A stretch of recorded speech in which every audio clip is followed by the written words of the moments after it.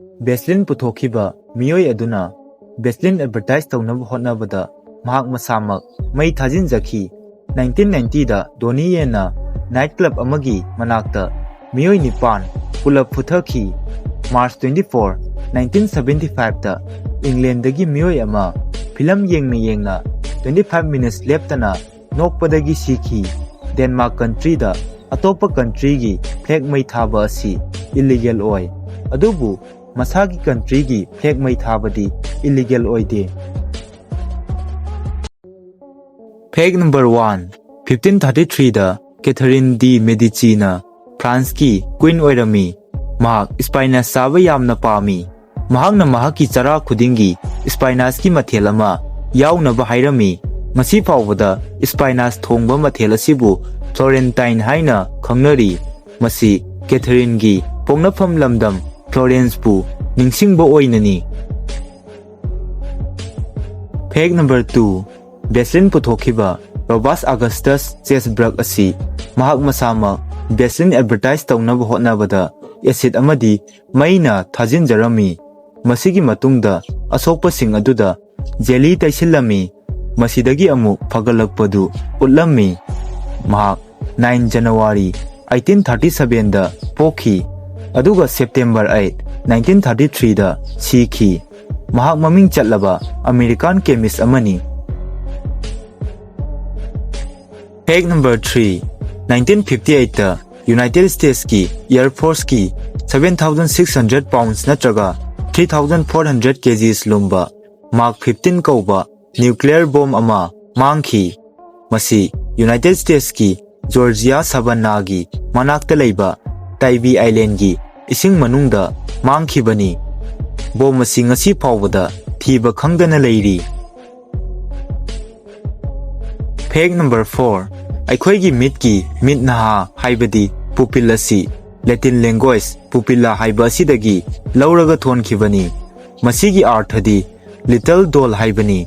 Masigi maramdi aikhoina kanagumba amagi mit nahada yengba matamda aikhoigi saktam asi little doll amagi mawongda ugani. Flag number 5 Adom karigumba chahi kunmathoi mathakki Singaporean citizen ama oirabadi siraba matungda adomgi body organ sing adu automatically donate tawkhigani. Flag number 6 Mamangai gi Greek amadi Roman historian singna mamaina makhoigi mathabakta panba makok yaudaba miyoiba makhal amagi maramda irami. Asiguma makhalgi miyoi kanglup asi Libya amadi Ethiopia da leiramba yai haina thajanai. Flag number 7 Thailand gi hojik oiriba ningthau King Vajiralongkorn na mahaki ahanba nupi divorce taunaba su notice tharami. Adubu mahaki nupi na masabu defend taunaba court ta wakatpa yaramde. Masigi maramdi ningthau gi mayokta criticize tauba haibasi law na thingi. Ningsingba yai King Vajiralongkorn asi mahaki mapa King Bhumibol sikraba matungda October 13, 2016 da Singhasan kakhibani. Flag number 8 Second World War manungda Christian Army singna makhoigi uniform gi thabaki pocket singda ningthi na hapa yanaba design tawraba metal plated Bible puba tarami. Asigumba Bible asi Heart Seal Bible kawi. Asigumba Bible asina nongmai maruna lanmi adugi heart yaugadabadagi ngakthokpada mateng pangi. Flag number 9 Panda haiba jiba asi atopa jiba singdagi khara tongali. Maruaina laba amom loinabagi matam asi yamna teli. Panda amom amana fertile oiba asi spring season da yamna tenba matamda khaktani. Makhoigi sexual interest asi chahi amada 24 to 72 hours khaktani. Flag number 10 1960 amadi 1970 da United States dagi Cuba phawbagi marak asida plane hijack tawba asi yamna toina thoklami. Masidagi authority singna pilot singda deter flight plans issue tawrami. Masigi sumathakta authority singna हाइजेकर्सिंग trick तौबा ओइना South फ्लोरिडादा fake हाबना airport अमा सेमगतनबा होटनारमी।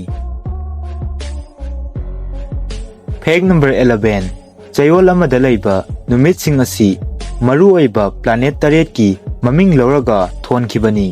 मसिगी खुदमदी Sun's day, Moon's day, Tiw's day, Woden's day, Thor's day, Freya's day अमदी Saturn's day असिनी।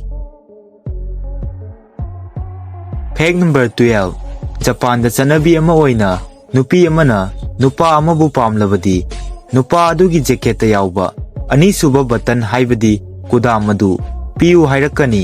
मसिगी मरमदी jacket की अनीसुबा कुदाम असि हार्ट का यामना नकनै हाइना लौनै। समना हाइरबदा मसि नुपी अदुना नुपा अदुगी थमोय मसक खंगनिंगबगिनी। फेक नंबर 13 डेनमार्क कंट्री दा फॉरेन कंट्री सिंगी फ्लैग मई थाबा असि इलीगल ओय अदुबु दानिश फ्लैग मई थाबदी इलीगल ओयदे। मसी फ्रीडम ऑफ एक्सप्रेशन की प्रिंसिपल ननी। डेनमार्क की लॉ अमदी कल्चरल एटीट्यूड ना फोंदोकलिबा असि फंडामेंटल राइट्स ना नेशनल सिंबल दगी हेना मरु ओय हाइबा असिनी। फेक नंबर 14 1990 लोसिलमदाइदा दोनियेना गेंग निपान पुथखी। नोंगमा दोनियेना हांगकांग दा लैबा नाइट क्लब अमगी मपान थंगबा सरुकता महाकी गर्लफ्रेंड गा लैमिन्नरिङैदा मियोई निपान साबा गेंग खुटपु अमना मंगोंदे अटैक तौरमी। मदुदगी मसा ngakthokpa oina मियोई निपान अदुबु पुन्ना पुथखी। मखोई पुमनमक हॉस्पिटलाइज तौखी। मसिगी मतुंगदा महाकपु पुलिसना फाखी अदुबु मरा लैते हाइबा खंगबदगी थुनमक थादोरखी। फेक नंबर 15 इराक अमदी ईरान की वार मनुंगदा इराक की minister of health Riyadh Ibrahim Hussain president Saddam Hussain दा वार अदु मतम खरा लेपनबा सजेस्ट तौरमी। कना अमतना महाकी आइडिया अदु सपोर्ट तौरक्त्रबदा सदाम हुसैन महाकपु मथंगी कादा पुसिल्लमी थोंग लोनसिल्लमी अमदी महाकपु कापन हालमी। मदुदगी सदाम हुसैन अमुक हन्ना हलक्तुना मीटिंग अदु यावरमी।